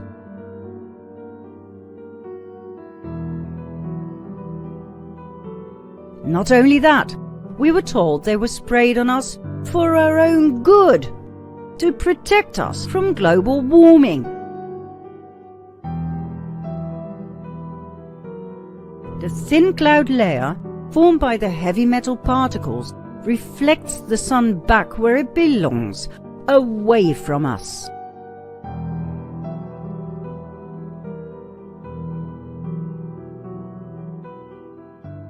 Another example is the array of technologies, often referred to collectively as geoengineering, that potentially could help reverse the warming effects of global climate change. One that has gained my personal attention is stratospheric aerosol injection, or SAI, a method of seeding the stratosphere with particles that can help reflect the sun's heat.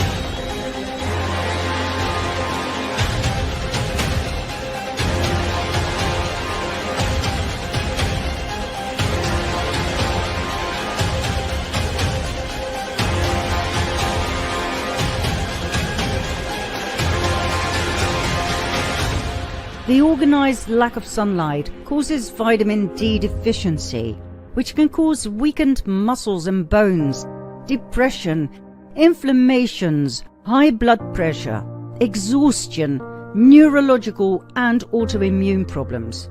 But hey, it's for your own good. Next, number 2 in our depopulation countdown, electrosmog. The invisible electromagnetic radiation from the use of both wireless technology and mains electricity. Every single day we are bombarded with electromagnetic fields. Most people don't have a clue what the effects are, Others can feel the electromagnetic radiation to the point where they get sick and barely function. Are they drama queens, overreacting to something that isn't tangible? Well, no. Just because one cannot see, smell, hear, taste or touch something doesn't mean it doesn't exist. It can exist, and it can even be lethal. Take, for instance, carbon monoxide. Why do you think miners used to bring a canary down the mines? If it dropped dead, there was carbon monoxide, highly poisonous and potentially lethal. The miners climbed back to the surface as fast as they could. They knew, like nobody else, that something they couldn't see, smell, hear, taste or touch was capable of killing them all. It's the same with electrosmog. Do you even realize what you are exposed to on a daily basis? Think cordless phones, cell phones, baby monitors, cell phone towers and transmitters, wireless networks like Wi-Fi, microwave ovens, smart meters. We are talking electromagnetic fields. Why is it affecting us? Well, that's quite easy to understand when you realize that our human bodies on a cellular level have a tender electrical current of a picoamp. Picoamperes are the smallest current ever recorded. They are a trillionth of an ampere. Now, when you use your cell phone that is plugged into an electrical socket, it will send out a current of 0.2 amps. Forget the pico. This is 200 billion times stronger than what our bodies are used to in their natural state. Phone charger plugged in. Right? What's what happen when I plug it in? It becomes a transmitter for electric. Right, and look how far it transmits, look. So if you're lying in bed with that next to your head, that is all going into your head. That's why I know. Watch what happens when I pick my phone up when it's charging. So that is going right into your body. Furthermore, your cells communicate with each other at an incredible speed of 5 to 10 quadrillion electrical pulses per second. What happens when you interrupt that perfectly balanced electrical circuit with invading currents that are 200 billion times stronger? Then, apart from our own electrical current, we have an electromagnetic field. Now imagine you live in an artificially created field higher than this. Over time, your body will become distressed, trying to compensate for the effects of this greater electromagnetic field. As a result, your body will lose energy constantly to the point of illness and exhaustion. Let's have a look at one particular physical effect of high-frequency electromagnetic fields that most people can relate to: the production of a hormone called melatonin. Melatonin enhances your ability to fight cancer. It strengthens your immune system, and it is responsible for complete relaxation and sleep. In order for you to achieve deep sleep, your brain frequency needs to be less than 4 Hz. But electromagnetic frequencies in and around your house consistently interfere with this. As a result, your melatonin production decreases with up to 50%, depending on the amount of electrosmog in your bedroom.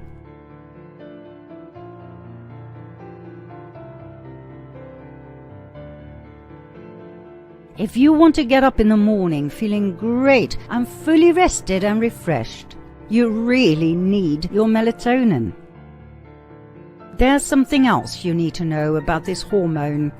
It is produced at night by the pineal gland in your brain. Remember what we said in the previous episode about the pineal gland? That the cabal really wants it damaged because it activates a greater awareness? Well, this is the second reason why the cabal hates full-functioning pineal glands in the heads of their useless eaters. It is so much harder to control and oppress healthy and energetic people than exhausted, unhealthy ones. So, disrupt deep sleep, and you got the people where you want them. Tired, weary, unstable, and thus unable to think clearly and to see how they are being abused, manipulated, and controlled. Too tired to see through all the lies and to fight back.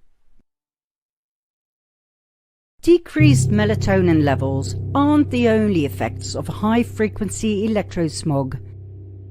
More than 2,000 epidemiological studies have proven that it causes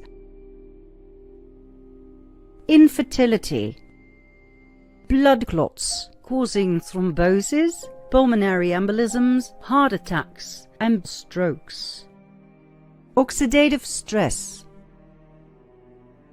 damage to the blood-brain barrier, exposing the brain to foreign pathogens like viruses, altered electrical brain activity, and increased behavioral problems in children. Think ADD, ADHD, and autism. Alzheimer's disease. Damage to the central nervous system, causing, for instance, MS and ALS. Cell mutations and DNA damage. Chronic inflammation, weakened immune response, allergies, depression, and cancer. In 2011, the World Health Organization and the International Agency for Research on Cancer classified electromagnetic fields as possibly carcinogenic to humans, based on an increased risk for glioma, a malignant type of brain cancer associated with wireless phone use. Now, of course, you don't get cancer or any of the above overnight. This weapon builds up, bit by bit, day after day, night after night. We asked a group of Dutch researchers to measure EMF peaks in and around the house, and to investigate extensively what the effects of those peaks were on body and mind. Here's what they found. First of all, the peaks mostly took place at night when people are asleep, unaware of what they are exposed to. Secondly, to our surprise, most radiation was measured indoors, not outside and close to the towers, meaning the radiation spreads and intensifies in the electrical circuit of your home. All of your electrical equipment, think laptops, phones, TVs, lamps, electric blankets, coffee machines, fridges, ovens, everything working on LED lights, even the night light in your children's bedroom. Everything radiates EMF like crazy, day and night, especially when plugged in, especially during those nightly peaks, when everybody sleeps and doesn't notice a thing. Until they get up, that is. Then it starts, with restless legs, a dull feeling in the head, dizziness, pressure on the chest, pain between the shoulder blades, pain in the abdomen, stiffness and pain in joints and limbs, tinnitus, shortness of breath, coughing, nosebleeds, heart palpitations and intensified heartbeat, a feeling of heat inside the head and other parts of the body, a tingling or wobbling feeling throughout the body, headaches, and a lack of concentration during the day. A lot of those symptoms can be explained by the fact that your oxygen levels drop to a low directly after the electrosmog peaks. When your cells don't get enough oxygen, the results are detrimental for body and mind.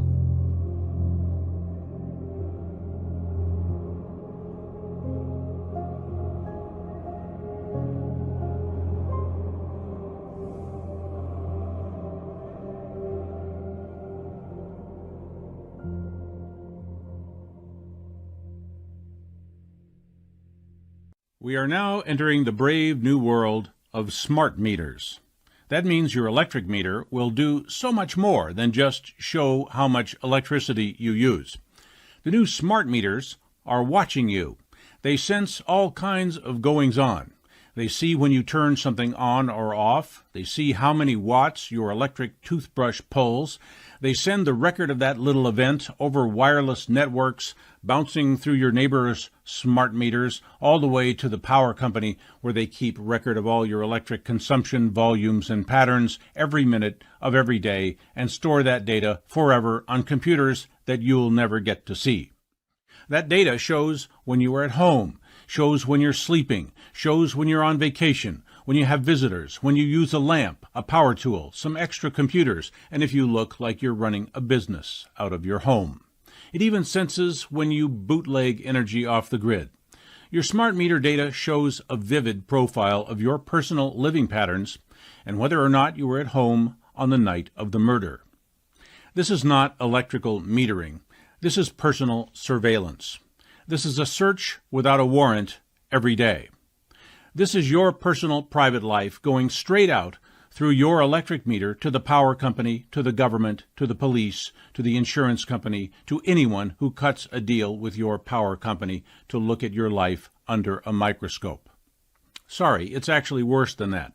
People who don't cut a deal can get your information too by simply intercepting the wireless signal spewing from the side of your house. Yes, smart meters are radio transmitters. Here's how you tell. This one is a 1-watt radio station licensed by the FCC. On this all-news radio station, every detail of your electrical life is shooting off to some institutional data center somewhere. Already, the police in Ohio, Texas, British Columbia, and places I don't know about are regularly using smart meter data to pinpoint marijuana grow houses, enforce business licenses, and punish people for doing things in the privacy of their own homes that you were not supposed to do, but they wouldn't even know you were doing if they weren't spying on you. Your power company apparently gets to sell your personal life story to whomever it wants. Any unusual power consumption pattern is considered probable cause to raid you for growing marijuana or running a computer server without a business license. This is about as Big Brother as it gets. Those friendly men with their truckload of smart meters are going door to door with something a little different than a Christmas carol. My personal opinion is that you and I need to demand that these things be taken off our homes. It is not possible for your power company to claim they have the right to install a surveillance device on your house. Smart meters are no different from wiretapping devices. And in case you didn't know, wiretapping is illegal in all 50 of the states and the federal territories. If you let your power company put a smart meter on your house, you may as well walk around all day with a Facebook helmet webcam pointed at yourself. They have convinced themselves installing smart meters is lawful by some reaching to the moon jive called implied consent. If you say they can change your meter, they pretend you consent even when you don't know really what they're doing. Here's a tip. Tell them they can't change your meter. They had no trouble billing you with the old meter. If you send them a notice by certified mail that they may not install a smart meter or any other surveillance device on your house, their implied consent goes out the window. I would do that if I were you. In fact, I did that, and I'm not even you. Those friendly guys on the sidewalk told me that they plan to put a smart meter on every house in America. If they do that, it will no longer be America. Now, of course, we're talking about 3, 4, and 5G as well. Millions of people are now concerned about the unrolling of 5G, but not many actually understand the exact problems. 5G is not a steady frequency. It is in development. Right now, most countries have 5G of 3.5 gigahertz.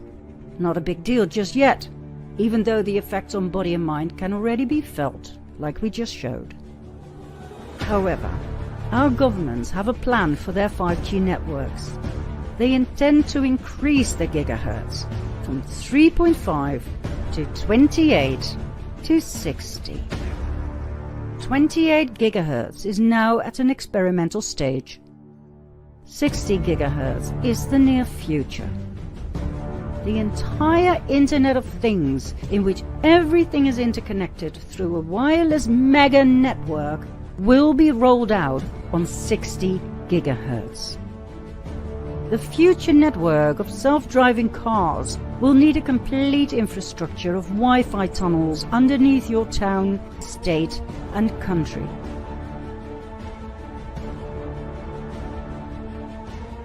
Every 200 meters, on every street light, under every manhole cover, there will be Wi-Fi hotspots for 60 gigahertz radiation. The energy consumption will skyrocket. Millions of trees will be cut in order to maintain undisturbed data communication.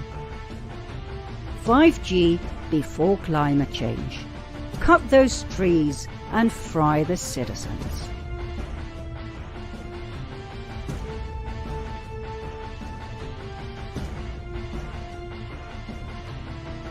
For the last few years, and especially during the COVID lockdowns, countless 5G masts and transmitters have been placed on buildings, on high voltage masts and streetlights.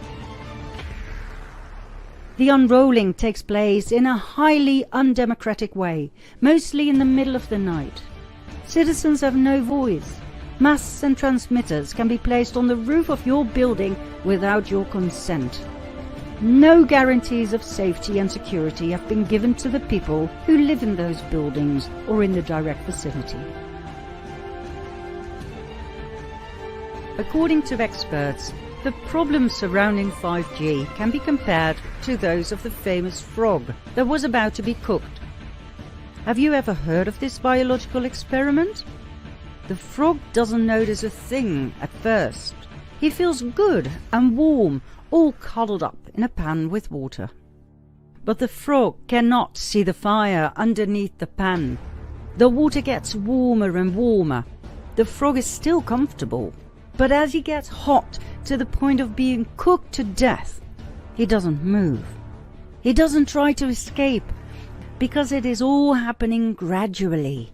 He spent all of his energy adapting to the rising temperature. And so, he now waits for the horrid death he is about to experience. That frog, my friends, is you and me. 5G, from 3.5 all the way up to 60 gigahertz. Gradually. We are so busy adapting that we will not be able to escape when our boiling point arrives. At exactly 60 gigahertz, the electrons of an oxygen atom start spinning. As a result, the oxygen you breathe in can no longer be absorbed by your blood cells. In other words, when 5G is set on 60 gigahertz and released, we will literally drop dead within minutes.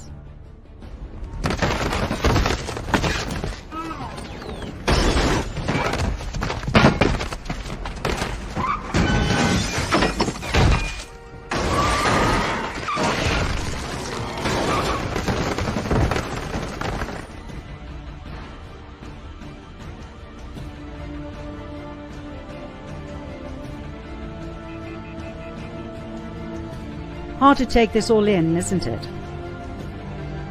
We promised one more depopulation weapon, because for some reason, in spite of all the above, we are still alive. Incredible when you think about it, isn't it? So, buckle up. Number 1 in our depopulation countdown in part 17.